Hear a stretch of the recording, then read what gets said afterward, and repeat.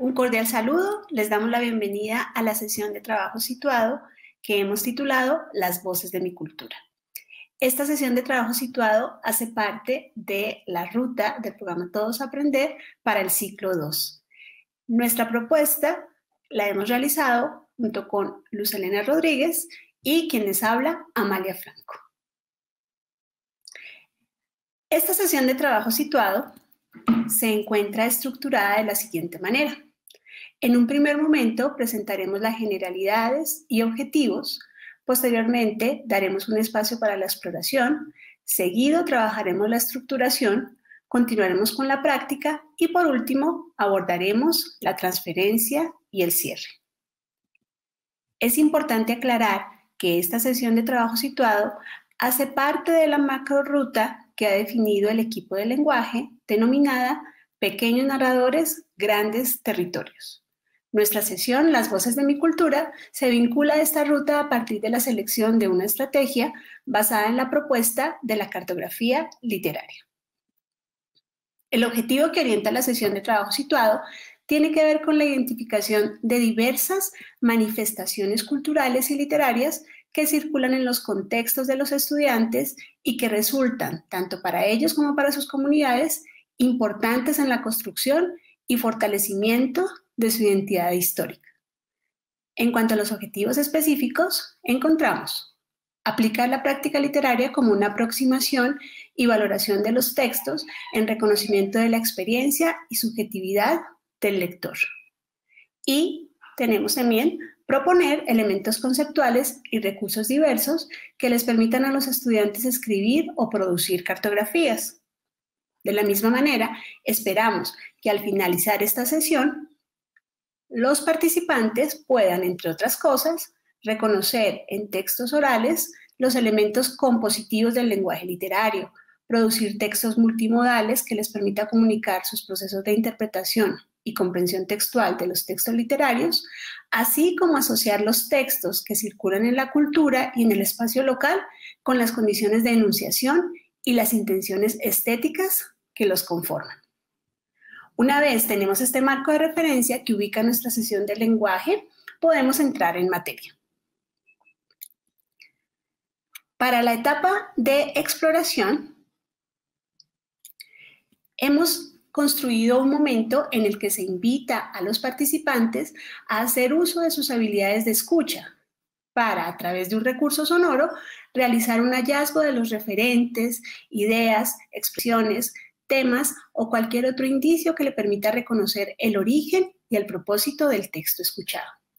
Una vez los participantes escuchan el texto denominado el canaguaro, se les pide que realicen una serie de preguntas, que le hagan preguntas al texto y que de sus respuestas consignen todos los resultados en un esquema libre. Es importante permitirle aquí a los participantes explorar desde sus conocimientos previos qué relaciones se encuentran entre el texto, el canaguaro y otros textos o imágenes.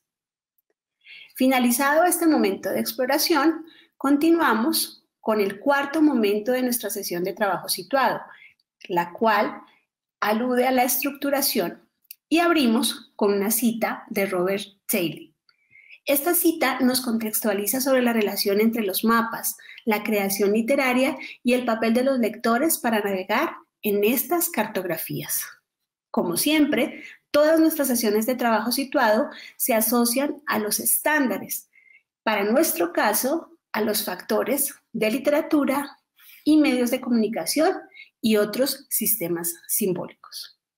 Adentrándonos ya en el tema de la cartografía, podemos reconocer que la cartografía es el arte de trazar mapas geográficos y es a la vez la ciencia que estudia dichos mapas. No obstante, cuando asociamos la cartografía a la interpretación literaria, se entiende como esa posibilidad para identificar y exponer todos aquellos elementos inmersos en la construcción de un texto literario.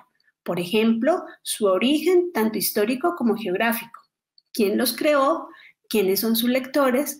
¿Qué impacto tiene en un contexto específico de producción? Y en general, los aspectos ideológicos y estéticos que se suscriben a su producción. Por otro lado, la elaboración de mapas nos permite visualizar rápidamente las conexiones que suceden con la cultura y la historia que surge al leer un texto literario. También es una práctica que nos alienta a explorar nuevas formas de representación, ya sea mediante dibujos, imágenes, viñetas, esquemas o iconos. Hemos seleccionado 6 conceptos clave asociados a la cartografía literaria y al proceso de comprensión del texto literario. El primero se denomina contexto. El contexto se refiere a las circunstancias que rodean al sujeto e influyen en la significación y el proceso de interpretación. El segundo concepto se denomina horizonte de interpretación. Aquí, de acuerdo con Gadamer, se reconoce como una concepción ceñida por la tradición del sujeto y otorga una visión del mundo que luego será representada en textos, como los relatos históricos. Así, la comprensión del sujeto se suscribe a su horizonte de interpretación, el cual no es cerrado y se puede fusionar con otros horizontes que posibilitan la aperturidad de la historia. El tercer concepto clave es la geocrítica. Es un abordaje de la literatura que parte del material geográfico, real, imaginado y representado por un lenguaje. La vocación de la crítica es interpretar las manifestaciones de esta imaginación espacial en la intersección entre geografía y literatura. El quinto concepto es el cronotopo. El cronotopo se entiende como la conexión esencial de relaciones temporales y espaciales asimiladas artísticamente en la literatura. Finalmente, el sexto concepto es el lugar de la enunciación, el cual se construye a partir de los legados culturales, puesto que esta categoría nos permite evaluar el discurso, pero también el territorio y las raíces de donde emerge un texto. Estos 6 conceptos clave se manifiestan a la hora de hacer cartografía literaria, puesto que el lector se enfrenta a un mundo que es el texto literario e intenta conectarlo con las condiciones de producción, con las condiciones de enunciación y, por supuesto, por los efectos y relaciones que éste genera. Ahora, es muy posible que se estén preguntando cómo podemos hacer cartografía literaria. Lo hemos descrito en 4 sencillos pasos. El primero de ellos consiste en definir el tipo de mapa que vamos a realizar. Aquí los invitamos a que se apoyen en la geografía y busquen mapas vinculados al lugar de origen del texto seleccionado. El paso 2 invita a formular preguntas al texto que les permitan obtener la información suficiente para construir una cartografía literaria. Las respuestas obtenidas permitirán construir un mapa. Y es importante siempre vincular aquí los saberes propios, los aprendizajes y la interpretación que hace cada lector del texto. Finalmente, el paso 4 invita a registrar en el mapa todo aquello que se obtiene del trabajo de investigación e interpretación. En las 3 diapositivas siguientes mostramos algunos ejemplos de cómo la cartografía literaria puede llevarnos a reconocer el universo del texto literario. No solo un texto en particular, sino textos asociados a un autor, a un espacio geográfico, como vemos en el segundo ejemplo, una ruta literaria, sino también textos que pueden conectarse por sus temáticas, por sus personajes, a espacios geográficos. Más interesante aún, hay algunos mapas que nos recrean universos ficcionales creados por sus autores. Al final podrán encontrar un ejemplo que hemos realizado con el Canaguaro. ¿Recuerdan el ejercicio inicial de la exploración? Aquí podemos ver una representación que hace un lector cualquiera. Es importante recordar que esto es tan solo una representación de una lectura, ya que el universo de la cartografía literaria es amplio, como las posibilidades de interpretación y las formas de integrarlo al aula también son múltiples y dependen del texto y la riqueza de su composición. A continuación, mi compañera Luz Helena Rodríguez nos dará a conocer las 3 últimas partes de esta sesión de trabajo situado. Gracias, Amalia, por las explicaciones anteriores que nos ayudan a situarnos en esta propuesta de cartografía literaria y en sus conceptos fundamentales.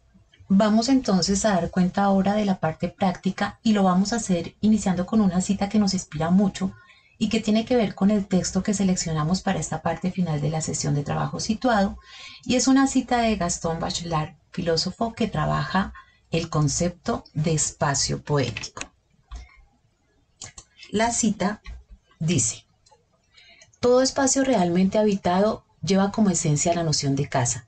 Veremos cómo la imaginación trabaja en ese sentido cuando el ser ha encontrado su mejor albergue. Veremos a la imaginación construir muros, con sombras impalpables, confortarse con ilusiones de protección o, a la inversa, temblar tras unos gruesos muros y dudar de las más sólidas atalayas. En resumen, en la más interminable de las dialécticas, el ser amparado sensibiliza los límites de su albergue. Vive la casa en su realidad y en su virtualidad, con el pensamiento y los sueños. Esta cita, al reflexionar sobre el peso de los espacios como lugares definitivos en la construcción de la subjetividad, es importante, pues se relaciona con otros conceptos como la casa onírica, que es esa casa soñada, la casa de la infancia. Así pues, se entiende por casa los lugares que habitamos y que nos habitan, y que en muchos sentidos definen buena parte de nuestra memoria personal y colectiva. Recordemos que esta STS hace parte de la ruta definida por lenguaje, llamada pequeños narradores, grandes territorios, y por ello es muy relevante. En efecto, esta cita de Bachelard, como marco para un primer acercamiento al texto, se utiliza como una manera de activar percepciones frente al mismo, y orientemos las primeras preguntas que, como cartógrafos literarios, haríamos al texto, que lleva por título Ausencia sentimental. La idea es convocar asociaciones, experiencias, intuiciones con respecto a ese título de este vallenato. Empezamos a acercarnos a él de una forma única y personal, y esto es un aspecto muy importante que permite la metodología de la cartografía. Toda la subjetividad del lector y su enciclopedia torna un papel muy activo en la interpretación del enunciado. El acercamiento propuesto realizará una lectura en filigrana, que es un concepto muy interesante porque evoca la labor de detalle, cuidado, morosidad, dedicación y preciosismo de esta labor artesanal. Imitando al artesano, aquí el lector se percibe como aquel que teje y desteje los hilos discursivos, retóricos y culturales con los cuales un autor configura su propuesta estética y literaria. Se iniciará entonces esta lectura en filigrana con la interpretación del título. Se puede jugar un poco con la sintaxis, ¿cierto? Sentimental ausencia, ausencia sentimental, ¿tendrían el mismo sentido? ¿Por qué se habrá escogido precisamente ese sustantivo y ese adjetivo? Bien, después vamos a proceder a leer verso por verso y analizar cómo se configura aquí unos elementos que siempre han sido importantes para los acercamientos literarios, pero que lo vamos a hacer desde el punto de vista de nuestra subjetividad, nuestra experiencia y ante todo esa negociación de sentido que es la enunciación en la tríada repetida en nuestros lineamientos y estándares que se fundamentan en la teoría de la enunciación, la tríada enunciador, enunciado y enunciatario. Recordemos que el primero queda configurado en el enunciado como responsable de lo que se dice. En este caso, por ser literatura, nuestro enunciado es el mismo narrador. El enunciado es el texto como tal, con sus hilos discursivos, con los que está construido, y el enunciatario, aquel al que se dirige el enunciado y que también deja huellas en el texto. ¿Cuáles son esos hilos discursivos que están en el texto? Pues lo son el espacio, el tiempo, el narrador enunciador, el lenguaje, la intertextualidad e intratextualidad y los personajes.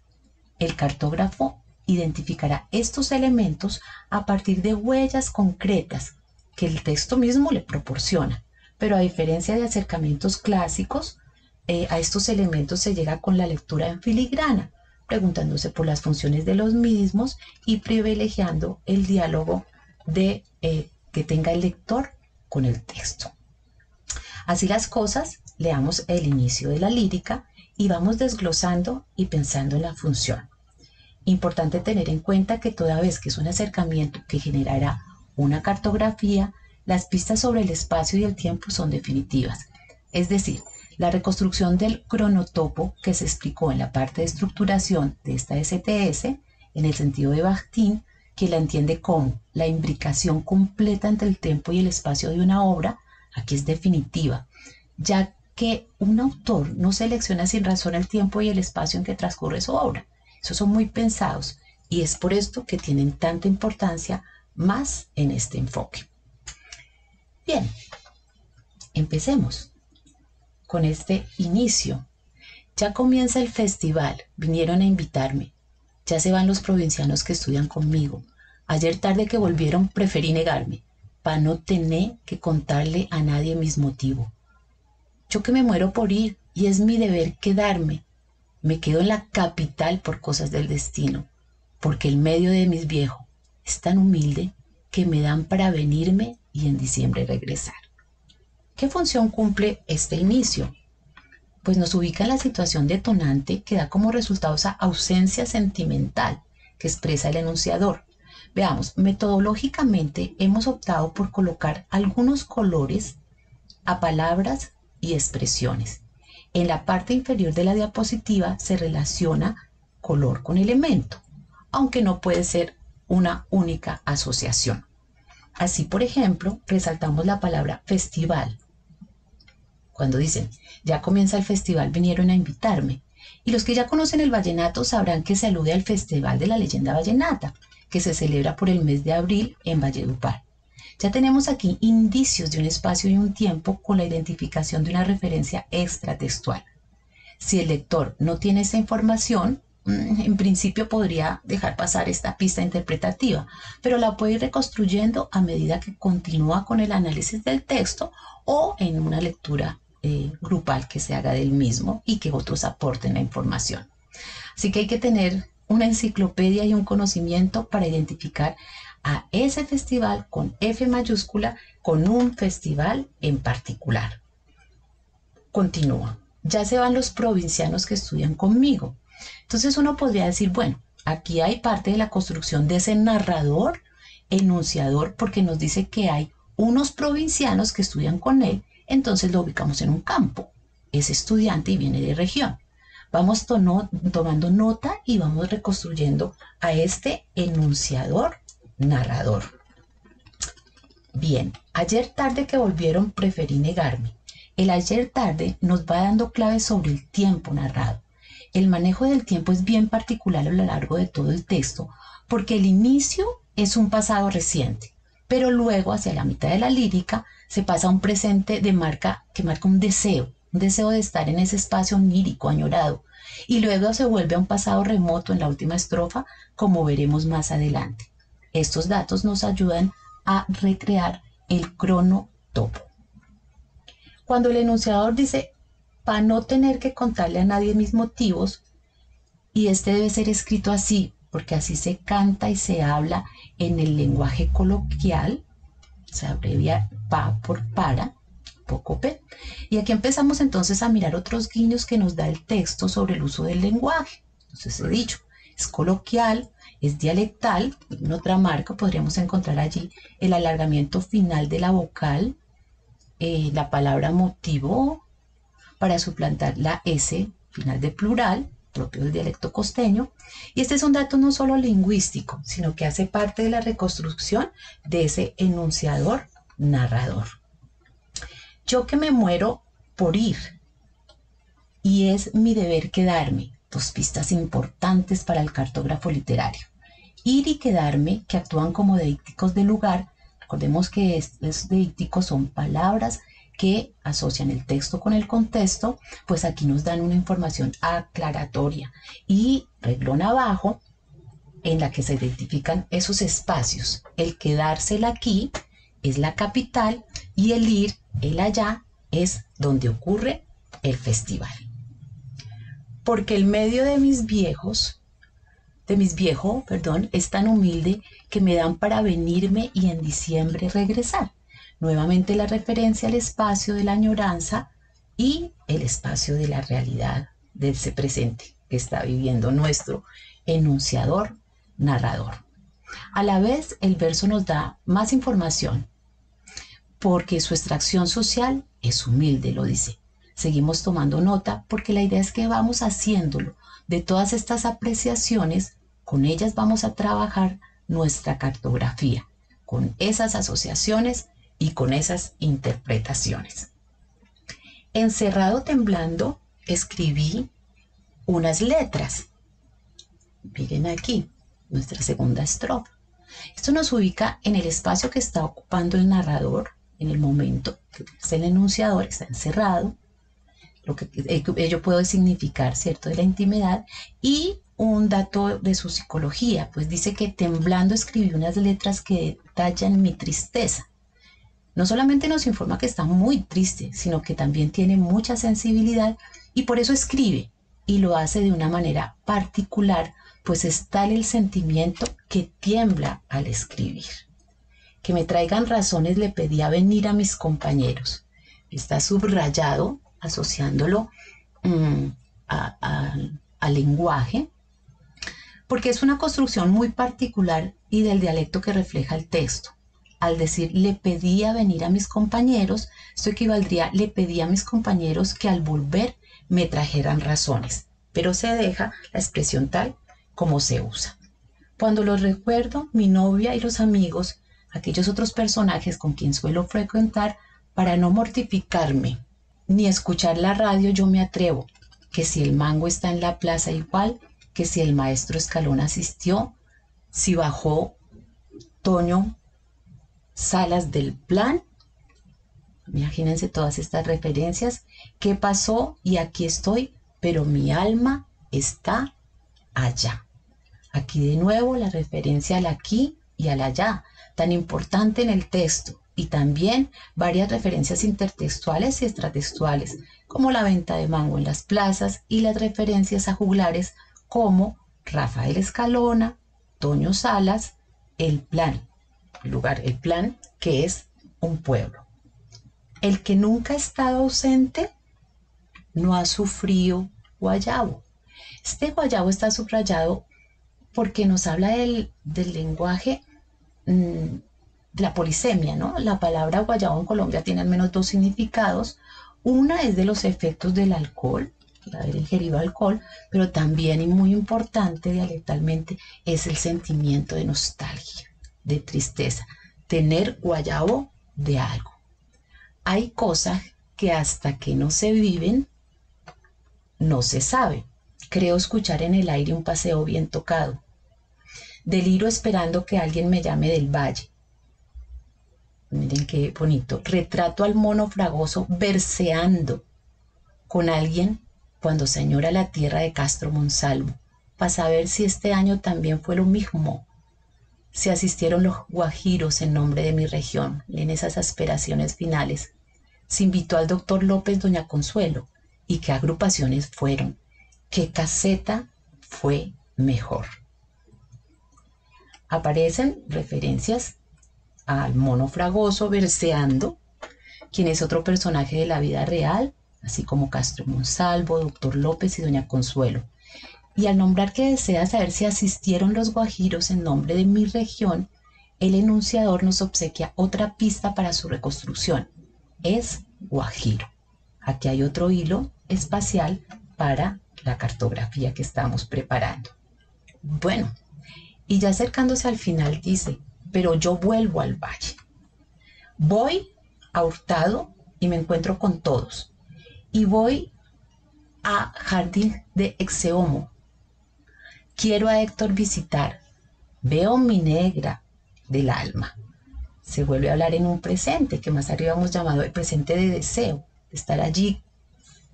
Pues no es que esté sucediendo ahora, sino que es la seguridad del enunciador que va a volver al valle. Y entre otros, veo a la negra del alma. Con lo que aparece allí la mención a una enunciataria posible, que en la última estrofa se confirma como tal, creando dos enunciadores, ¿cierto? De este enunciado. Uno universal cuando nos empiezan a contar la historia, pero acá aparece ella y se construye con el uso de la segunda persona tú en los dos versos finales. Y tú sí, te está hablando a esa negra del alma, cuando te iba a serenatear. Bien, habrían muchos más elementos por los cuales indagar, pero tengamos en cuenta que lo que hemos hecho aquí es hacerle preguntas al texto, que es como indica la metodología de la cartografía literaria. Grosso modo, hemos aplicado la propuesta de Zavala. En la parte inferior de la diapositiva ven toda la referencia en el ensayo Cartografía didáctica para el estudio de los textos narrativos. Hemos formulado preguntas al texto por su título, por su inicio, la relación de este inicio con el desarrollo, la reconstrucción del enunciador, narrador, los personajes mencionados, marcas dialectales, muy importante el espacio y el tiempo, así como las relaciones inter y extratextuales y con qué otros textos nos debemos preguntar. O canciones se puede asociar este tema de ausencia sentimental. El lector, con ayuda de todos los apuntes tomados en este ejercicio de lectura en filigrana de los hilos discursivos del texto y teniendo como elemento importante el espacio donde transcurren los hechos, puede proceder ahora sí a crear su cartografía literaria de ausencia sentimental. Estas cartografías se pueden hacer en una hoja de papel periódico. Aquí vemos un ejemplo de unos niños que hacen una o con ayuda de algunas plataformas de libre acceso que nos apoyan a realizar mapas con los referentes que les proponemos. Bueno, en la parte de transferencia vamos a compartir con los docentes unos insumos que les sirvan para que ellos con sus estudiantes desarrollen cartografías literarias. Hemos preparado 5 cápsulas a modo de podcast y los títulos son los siguientes. ¿Qué es cartografía literaria? Cartógrafos y navegantes. Muy interesante, a partir de una metáfora que relaciona a los cartógrafos con los autores y a los navegantes con los lectores, se ayuda muy bien a la comprensión de esta metodología. Pasos para crear una cartografía literaria. El cuarto son recursos en línea para crear mapas.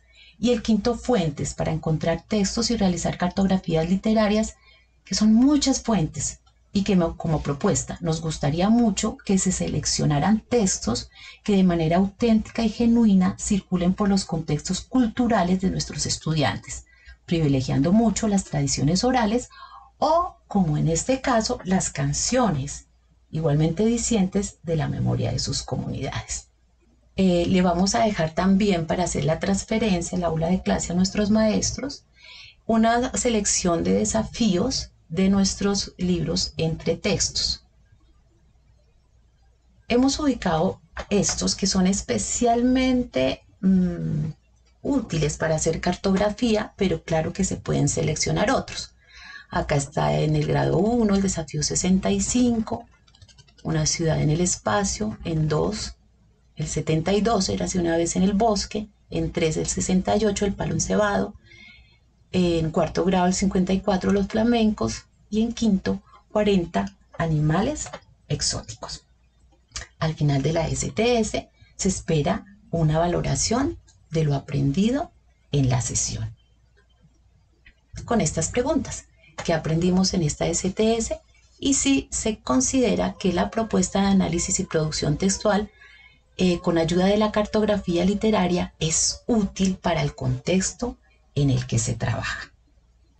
Esperamos que la propuesta de trabajar cartografía literaria sirva a los estudiantes para acercarse a la literatura de una forma creativa y original, con alegría, con placer, como un juego, y que lo hagan a partir de sus propias experiencias culturales, de sus intereses y de lo que les significa verdaderamente a ellos, a sus comunidades y en sus contextos.